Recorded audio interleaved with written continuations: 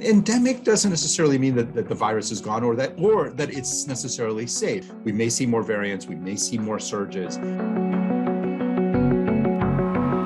New data just released by the American Pediatric Association reveals for the first time since Thanksgiving, cases among children are finally dropping. And while health experts are breathing a sigh of relief, in that same breath, they're also warning we're not out of the woods yet. According to new reports, Pfizer is preparing to submit a request for its vaccine to be authorized for children as young as 6 months old.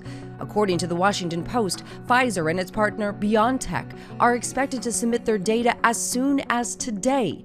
Sources tell the paper for the first time in the pandemic, kids 5 and younger may be able to start receiving a 2-dose course of the vaccine by the end of February.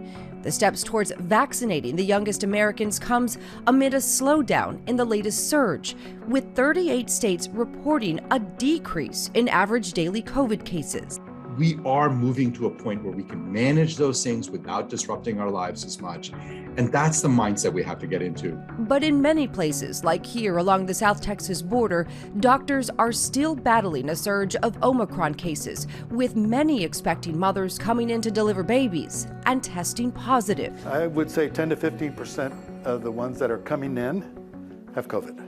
This mother choosing to quarantine away from her newborn after she tested positive while in labor. Nowadays, I feel patients are more informed. They say, okay, well, I know I have the virus, and now I know I have to stay clean and isolate myself.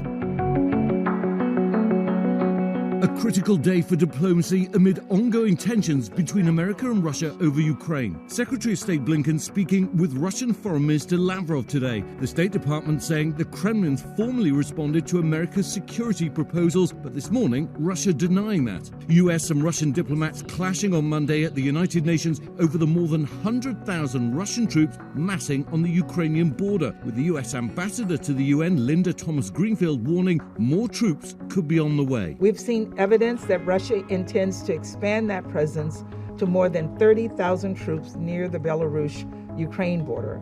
The ambassador stressing the gravity of the situation. This is the largest,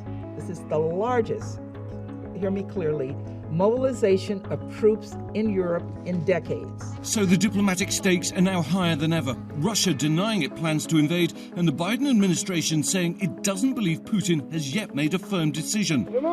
And on the front lines here, Ukrainian citizens on high alert. Engineers, journalists, parents volunteering with this military reserve unit taking up arms to defend their homeland. So, you're training to fight for your country? Yes, for my family, for my city, and of course for my country.